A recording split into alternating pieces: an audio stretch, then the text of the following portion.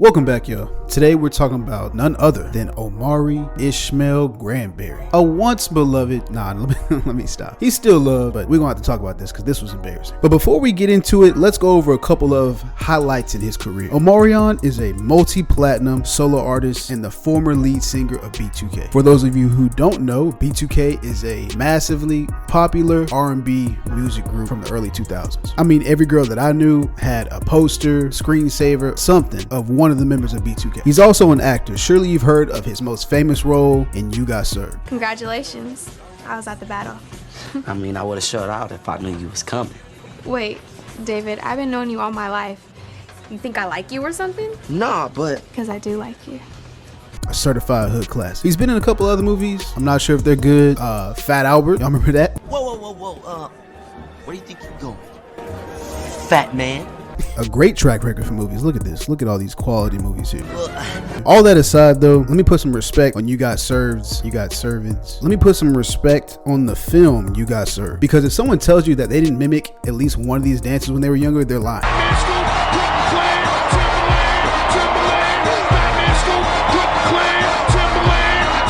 The opening scene is the most hype I've ever seen in any dance movie, period.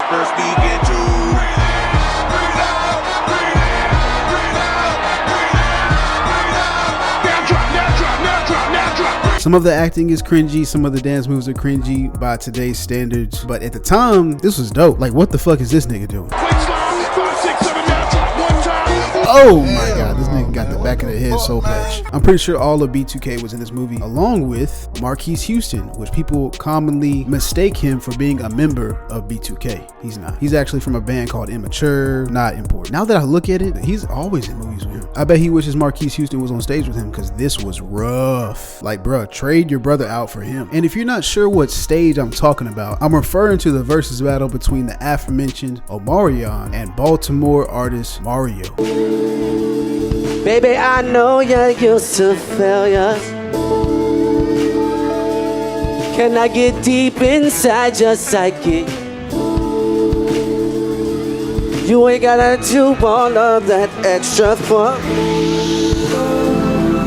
When it's all done, when it's all done. That's Verzuz with two Z's, by the way. It was a platform for artists with similar niches and followings to battle each other head to head. And it was created by none other than Timbaland and Swizz Beatz. They came up with the idea during COVID when they wanted to face off against each other, so they used Instagram Live, and it spun into all this right here. A lot of people did Verzuz battles. My personal favorites, Jeezy, Gucci Mane, and Ashanti versus Keisha Cole. But if I'm completely honest with myself, none of them have the entertainment that this one has. But the format is as follows. I play my song, you play your song, and we go back and forth. And at the end, the crowd decides who wins. It doesn't go off of like a meter or something like that. You can tell who's getting washed by who pretty easily. Since it is based off of basically who the crowd vibes with the most, it's really important to find artists with similar discographies and fan bases because you could beat somebody just by being more popular. Personally, I think this was a horrible matchup, and I think it was only done because they have similar names. For Mario, I think of a singer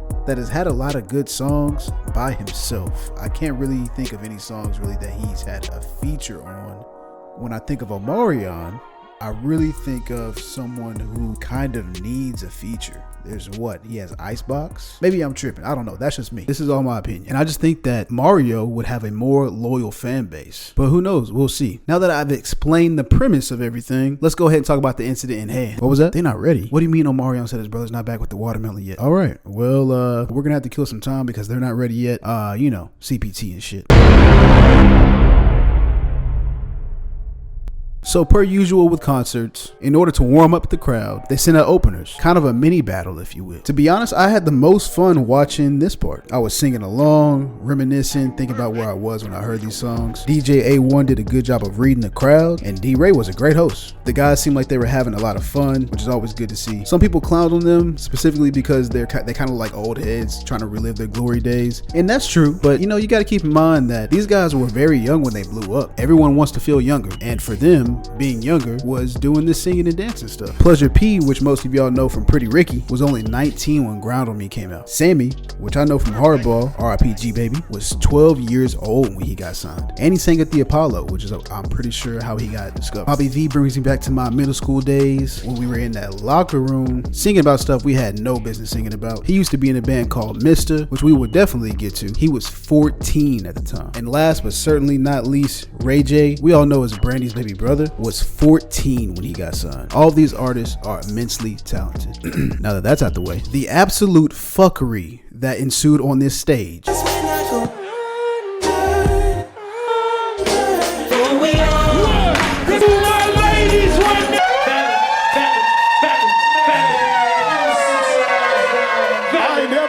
Needs to be studied in classes. So they structured it like a tag team match for these four. It's Bobby Valentino and Ray J versus Pleasure P and Sammy. Not only were they sending shots at each other all night, but they also brought out other guests that caught strays just for trying to help, just for being in the same room. I sound better than you on your shit. Oh, look. All y'all niggas just mad because y'all don't own y'all hit. Audio problems.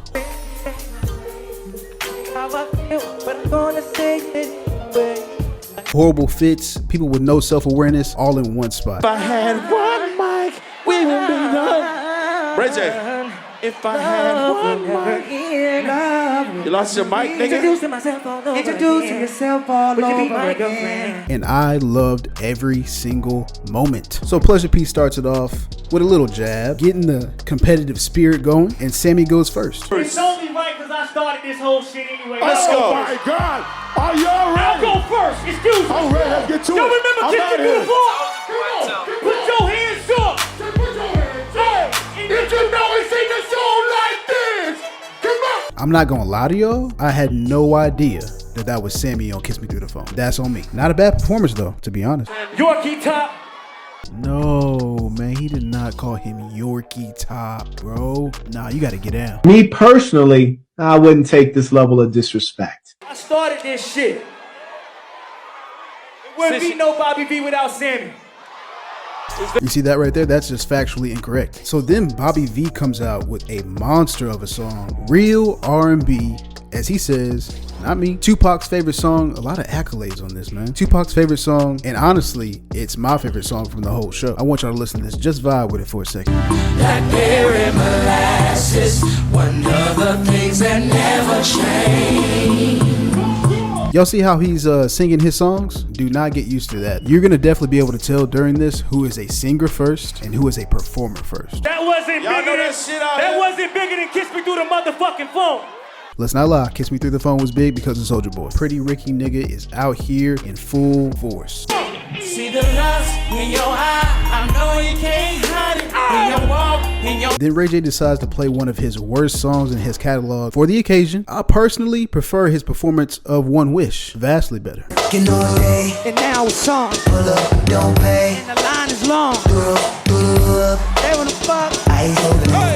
And who the fuck is this nigga? Is this nigga hype man? But yeah, that was all four first performances. Let's fast forward a little bit, shall we? We up 2-0. Cap, that's cap. 0. Hey, Ray J, Now this is where Sammy should have started, because this shit is fire. I know she like me. I kinda dig it. So I did my thing for it. She fucking with me. Now we getting groovy. How to get your coos in? Shawty, won't you slow it down? Yeah, come on. Hey. Yeah.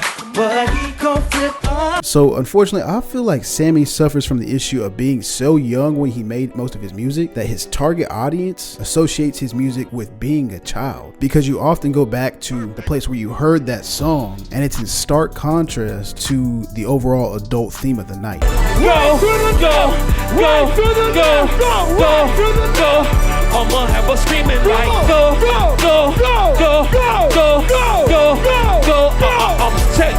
Why is he off beat? Just don't sing that part, bro. At this point, I would say it's tied up. Yo, I'm not sure who's in charge of the audio for this whole thing, but they definitely should have gotten one person, because none of this is uniform, and it needs to be uniform on stage. Yeah, you know me, little shorty from Atlanta. I wanna do some things to you. They did Bobby dirty. A lot of his songs have no backtrack, so sometimes he sounds crazy. Did you see that that slow stroke? He say, What the How the stroke go? What The fuck? Show him how it go then. I don't know, man. Yeah, you gotta get spectacular to show him. You ain't stroking that pussy I'm just right. saying. It's a little sus. I don't know why you would know how spectacular stroke is. Bobby V has a lot of classic songs, but like I said, that no backtrack is really hurting him. But don't worry, he comes in for redemption later. After all this, I can say that Pleasure P is probably, in my opinion, the most musically talented here. His vocals are on point, the ad-libs. He doesn't sound like he's out of breath when he's singing, which means he's practiced. And all of his songs slap. Number 2, cause the first one he know. Y'all sing. I'm boyfriend number 2, and I know you like it freaky, so I'm gonna give it to you. And we don't fuss, don't fight, don't argue, cause second place always got a whole lot to prove. So sing it, P. Just call. No one else had the crowd doing this. Ladies, if you got a man and a buddy on the side, say yeah. Sing it. Say. Talk to him, P. If you be making plans, cause he don't hit it right, say. Just say for me. Sing to him, P. Just say for you. Sing to him, P. You get sweaty for me, and I'ma get sweaty. Fucking right. Yo. Okay, so this is where the issues start for Ray. He clearly does not like people singing his songs because it kind of highlights his flaws. Bang out. Performing that bullshit. One wish. Can I talk to you for a minute? One wish. Can I talk to you for a minute? I sound better than you on your shit. Oh, Lil Sammy. Go ahead Look at and this. pull He it clearly out. almost stole off his Go stage. Look at his ahead. hand. He just caught himself in time. One wish. What's Hey, up? yo. Why you so obsessed with one wish? Told you that was my favorite R&B song. Top Ray 5. J. I love it. So you know what? I'm just paying homage. I'm sorry. No, please continue. Lo One wish. siento. Wait, where am I? No, not yet. That's Ho! another one. Hold on, Ray. My nigga. Before we play this. Hold on. Like if you singing on my shit, fam, it's gonna be a problem. So if you wanna come out and I would sing, never sing when you sing. you can. I'm a soloist. I don't do groups. Man, do your And here we are, people. The coup de grace. It's funny because like you pick your instrumentals and stuff. Does this not sound off key to y'all a little bit? It sounds like they're like playing this shit from YouTube on a hotspot or some shit. As a matter of fact, I was the one who said I loved you first. Say what? It was about 8 years ago. Come on. Don't act like you don't know. Back when we were in school, that's your favorite school. I don't need a lot of bitches, cause One, two, three. One wish.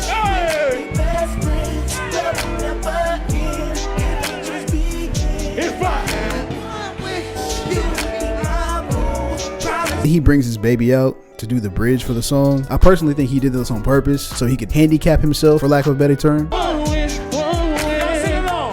Yeah. One wish.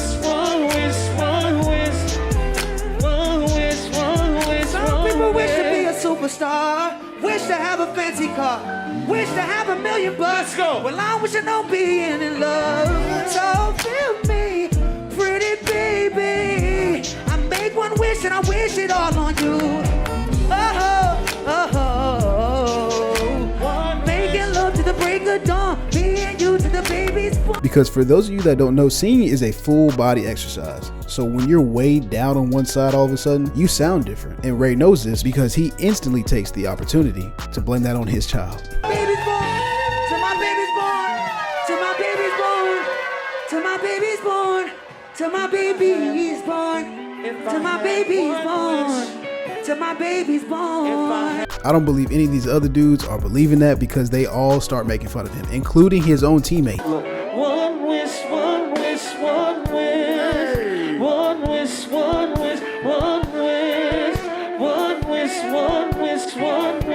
I love y'all, man. One wish. That's lovely. That's lovely. But still, I believe they're having fun. If I were to rank them all by performance tonight, I have to give it to old Touchy Pleasure P as 1, then Bobby, Sammy in third, and Ray J last. During one of Ray J's last performances, him and Sammy are going back and forth, and they have the greatest idea in the world. We should all do one album together. All four of us. In tour for the world. And we Let's do what we do, baby. Got it. And before we finish, we should do a sing-off acapella, nigga. You don't got that. Oh my God. They want to form one of the greatest R&B groups of all time, RSVP. That stands for Ray J, Sammy, Bobby V, and Pleasure P. Eventually, they had to kick them off the stage to keep the show on pace. Personally, I think Pleasure P and Sammy won this. Y'all let me know who y'all think won in the comments. This pre-show was amazing for many reasons, and I want to give everyone credit for all their contributions. At the end of the day, they are all massively more successful and musically talented than I am. So, I mean, respect. This shit was crazy. I am going to cut it here. There will be a part 2 that's going to be out probably tomorrow, depending on how many views this first one gets. But yeah, y'all come back where I cover the main event, the Omarion versus Mario part. I didn't mean to make this kind of clickbaity. It's just there's a lot to edit here, and I do have a full-time job and a child, so forgive me. But I did hear that Orion got back with the watermelon. It was half price and seedless. That's great. I'll see y'all soon. Y'all be safe.